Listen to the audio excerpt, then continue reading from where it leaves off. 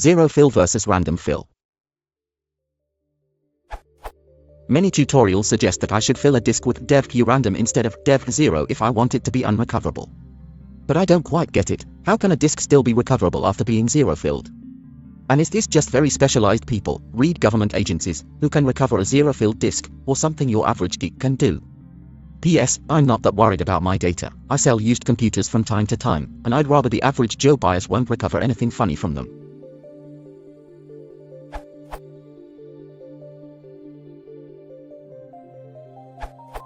Many tutorials suggest that I should fill a disk with dev_random instead of dev0 if I want it to be unrecoverable. Whatever you do, do not use dev_random.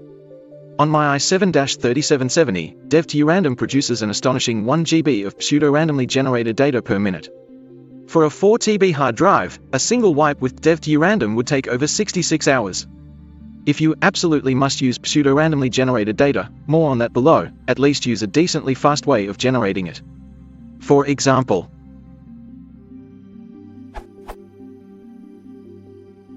prints an infinite stream of bytes. It uses AES in CTR mode and a password read from dev_random, so it's cryptographically secure for any hard drive smaller than 1 million TB. It's also fast. Very fast. On the same machine, it managed to generate 1.5 GB per second, so it's 90 times faster than dev_random. That's more than any consumer-level hard drive can handle. This just very specialized people, read government agencies, who can recover a zero-filled disk, or something your average geek can do.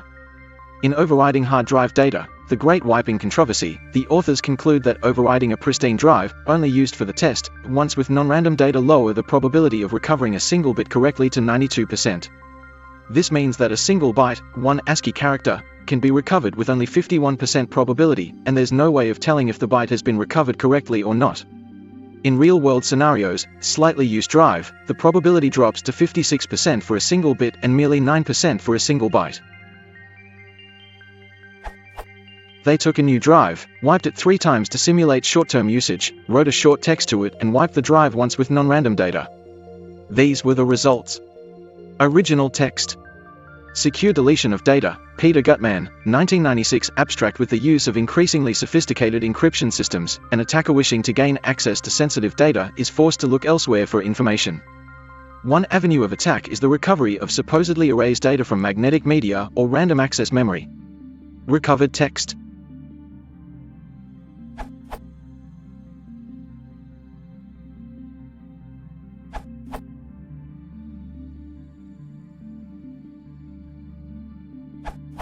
While filling a disk with dev0 will zero it out, most currently available recovery software cannot recover files from a single pass. More passes make the erase more secure, but take more time. dev_random is considered more secure because it fills the disk with random data from the Linux kernel's entropy pools, making it harder for recovery software to find any meaningful data. It also takes longer. In short, a moderate number of passes. dev_random is safer if you are trying to securely erase data, but for most casual applications, a few passes from dev0 will suffice. I usually use the two in combination when erasing disks. Always erase before reselling or recycling your computer.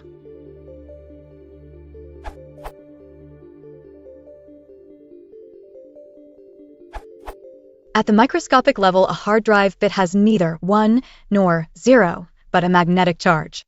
There is a threshold above which the charge is considered a 1. Likewise, the bit's geometric location is not precise, but falls within a given space. The theory is that a tiny bit of the previous charge is still present in a newly written bit, so if you just zero the disk, it might be possible for someone to set a new much lower threshold for what is considered a 1 and still recover the data. Writing random data makes this much harder. The theory behind multiple passes has to do with the geometric location of the bit on the disk. If the current pass is a little further ahead or behind, then a remnant of the old bit might be peeking out from a side of the new bit.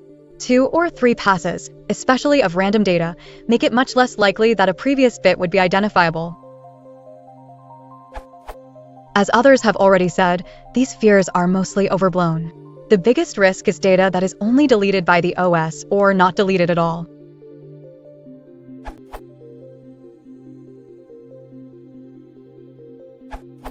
BTW, in many of the newer disks there is now an internal hardware disk command that will logically shred your disk. However, this is not implemented in any disk controller or driver software that I have ever seen. Also, what you are asking has been the subject of considerable debate over the years, with varying methods and procedures being proposed to subvert any type of hardware data recovery. So much so that many of the wipe agents, you will notice a plethora of available wipe algorithms. What I do is really to destroy the disk manually, and never worry about any possible later disclosure. I guess it is easy for me to do this at home, but for work it's a different situation.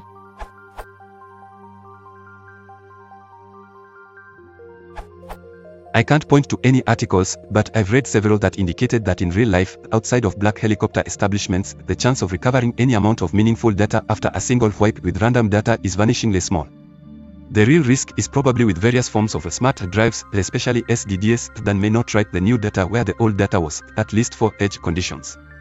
This could also occur, to a more limited degree, with older drives that do sector relocation for error recovery.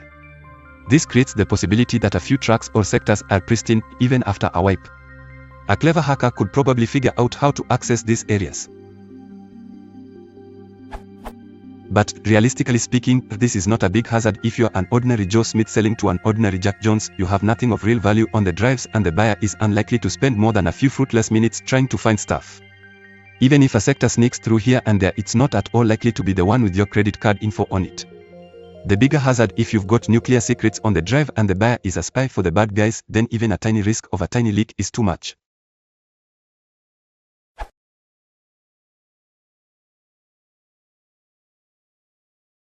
If you want to support the channel, please consider liking and subscribing.